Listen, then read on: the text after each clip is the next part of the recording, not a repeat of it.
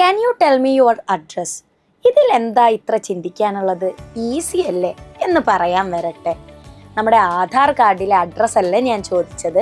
As A human being, ഒരു മനുഷ്യൻ എന്ന നിലയിൽ നമ്മുടെ അഡ്രസ്സ് എന്താണ് എന്ന് ചിന്തിച്ചിട്ടുണ്ടോ?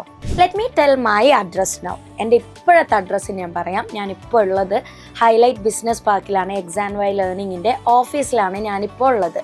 ആൻഡ് ഹൈലൈറ്റ് ബിസിനസ് പാർക്ക് വരുന്നത് പാലാഴി എന്ന് പറയുന്ന ടൗണിലാണ്.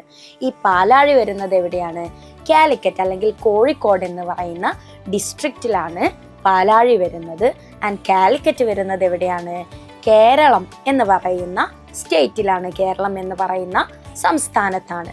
ഇങ്ങനെ കേരളം പോലുള്ള 28 സംസ്ഥാനങ്ങളുള്ള ഇന്ത്യ എന്ന് പറയുന്ന രാജ്യത്തിൻ്റെ ഭാഗമാണ് കേരളം. ഇനി ഇന്ത്യ എടുത്തു നോക്കിയാലോ?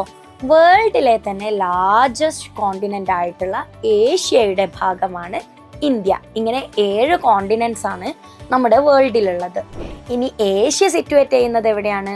ഭൂമി അല്ലെങ്കിൽ എർത്ത് എന്ന് പറയുന്ന പ്ലാനറ്റിലാണ് ഏഷ്യ ഉള്ളത്.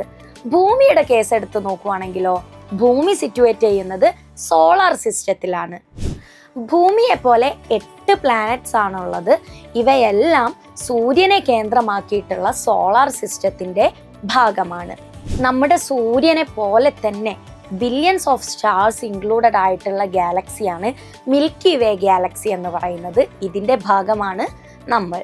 ഇങ്ങനെയുള്ള ഒരുപാട് ഗാലക്സികൾ ചേർന്നിട്ടുള്ള ഒരു മിസ്റ്റീരിയസ് പ്ലേസിലാണ് നമ്മുടെ അഡ്രസ്സ് അവസാനം എത്തി നിൽക്കുന്നത് അല്ലെങ്കിൽ എൻഡ് ചെയ്യുന്നത്.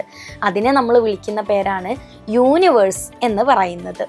സോ നമ്മുടെ അഡ്രസ്സ് എന്ന് പറയുന്നത് it's from your room to the universe. നിങ്ങൾ എവിടെയാണോ ഉള്ളത്, നിങ്ങളുടെ റൂം ആയിക്കോട്ടെ, നിങ്ങളുടെ വീടായിക്കോട്ടെ, നിങ്ങളുടെ സ്കൂളായിക്കോട്ടെ, അതുമുതൽ യൂണിവേഴ്സിൻ്റെ എൻഡ് വരെ എത്തുന്നതാണ് നമ്മുടെ അഡ്രസ്സ് എന്ന് പറയുന്നത്.